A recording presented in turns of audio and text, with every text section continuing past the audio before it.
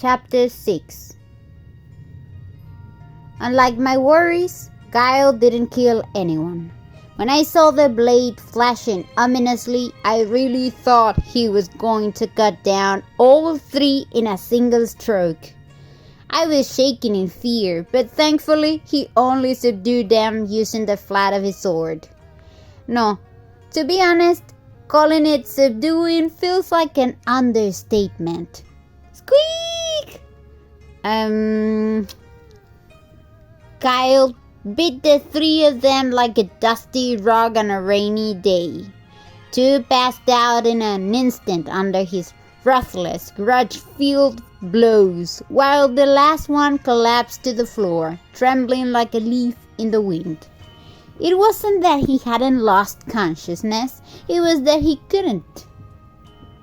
Kyle had been controlling his strength with eerie precision, making sure he stayed awake through the beating. Was he just taking out his anger? Who sent you? Kyle pressed his sword close to the thief's throat. If you confess who's behind this, I'll spare your life. We just came looking for valuables. Valuables? It wasn't entirely incorrect, but the phrasing was off. Didn't they say they'll either capture or assassinate any woman they found? It only seems stupid because Kyle was their opponent, but if their target had been someone weak, they wouldn't have hesitated to commit robbery. And what made them even more pathetic was how impulsive and unplanned their actions were.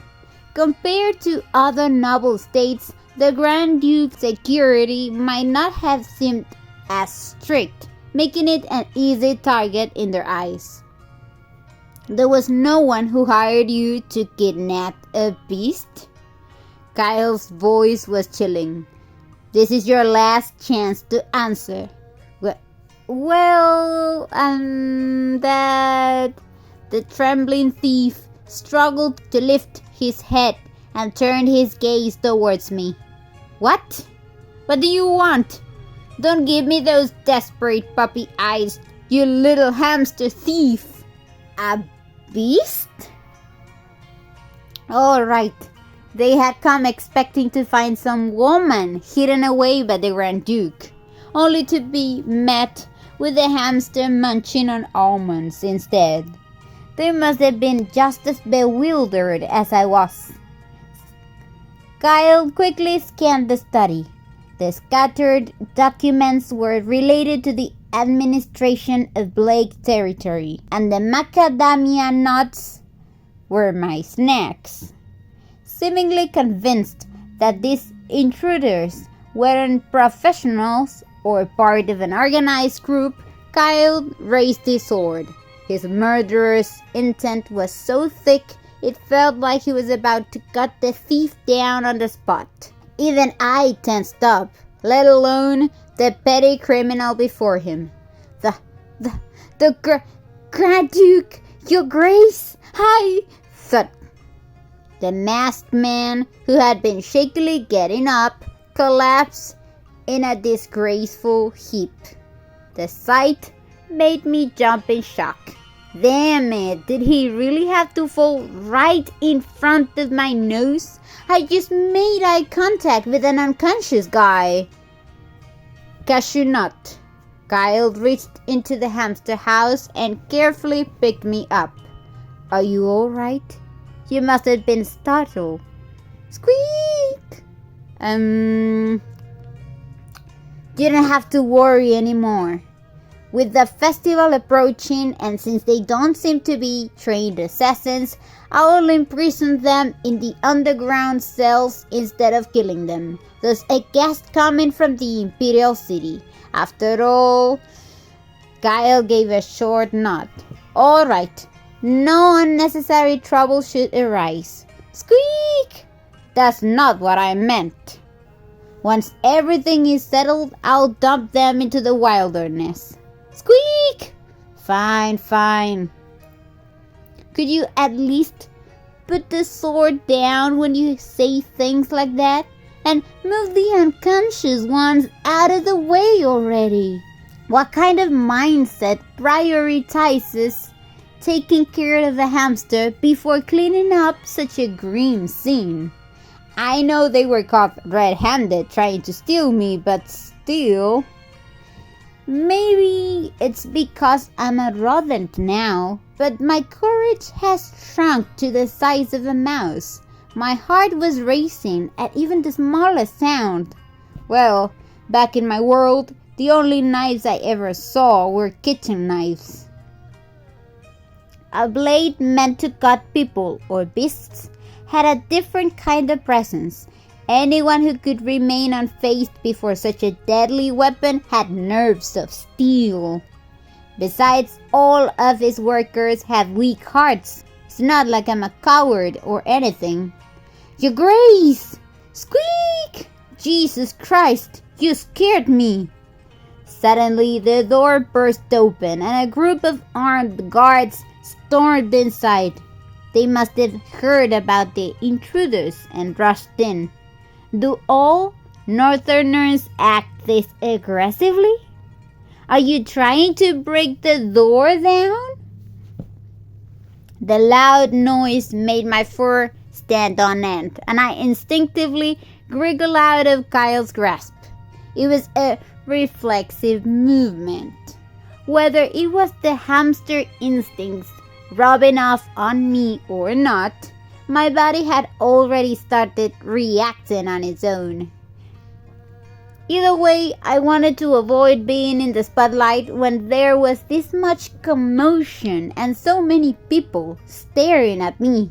I mean, what else could I do? My MBTI starts with an I. Gosh, you not. As Kyle kicked aside the unconscious man, I leapt off the desk and hopped my way down.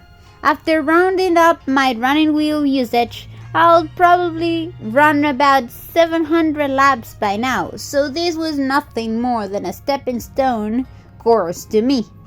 I landed on the floor in an instant and scurried towards the bottom of the bookshelf. Being small has its perks, Now, free from the terrifyingly large gazes of humans, I felt an unexpected sense of comfort.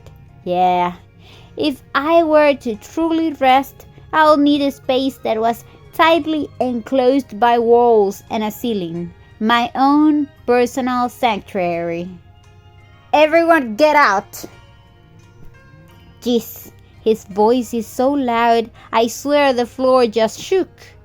I crept deeper into the darkness.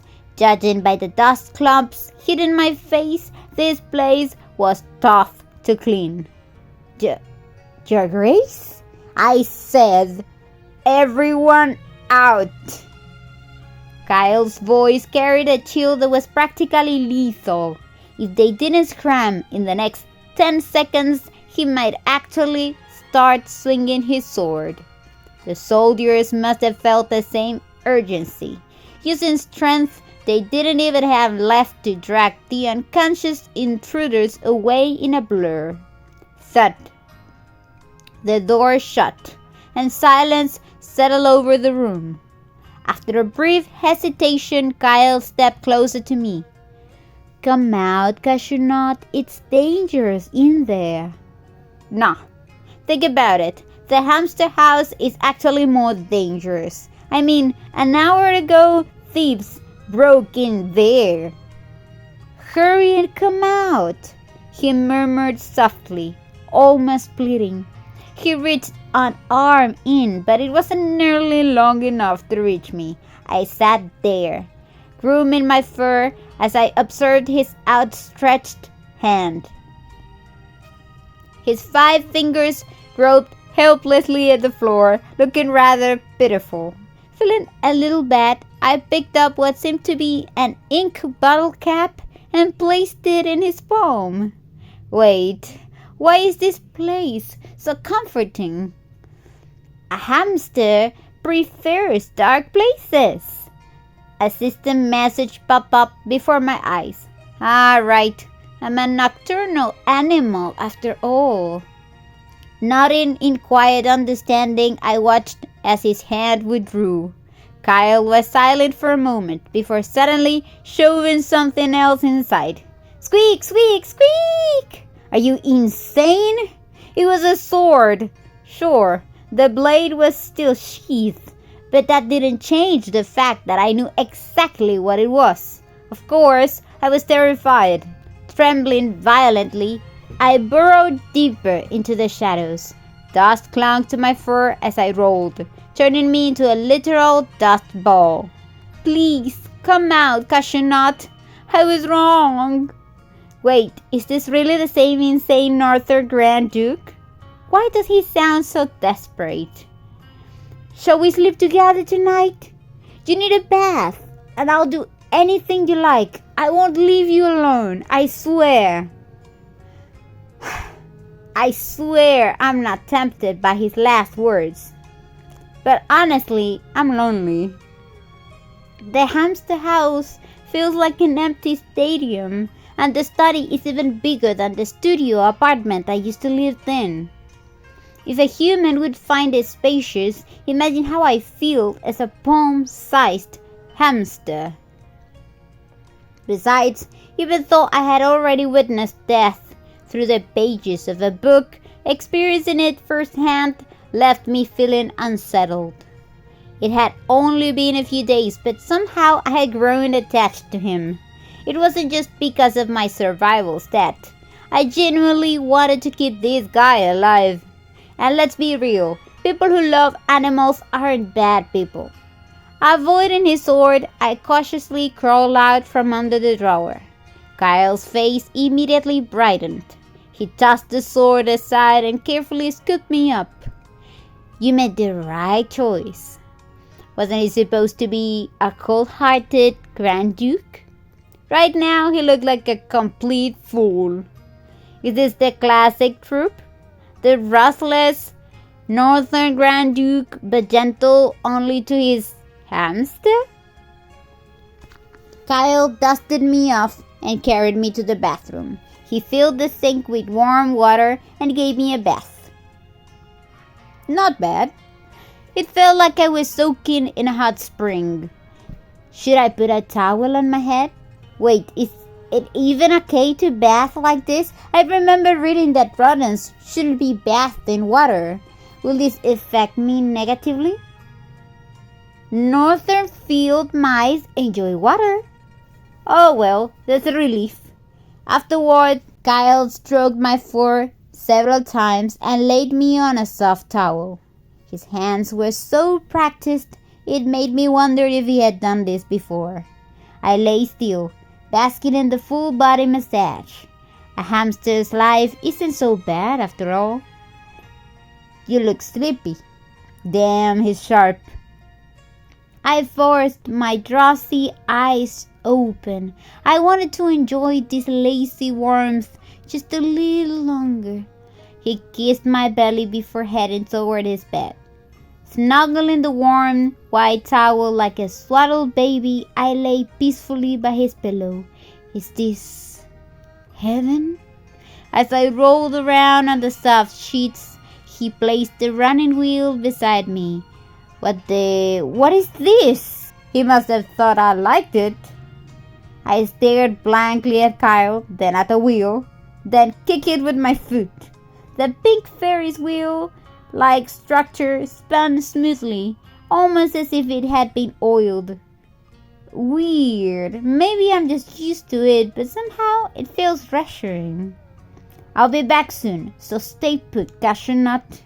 He stroked me with his index finger before leaving the bathroom.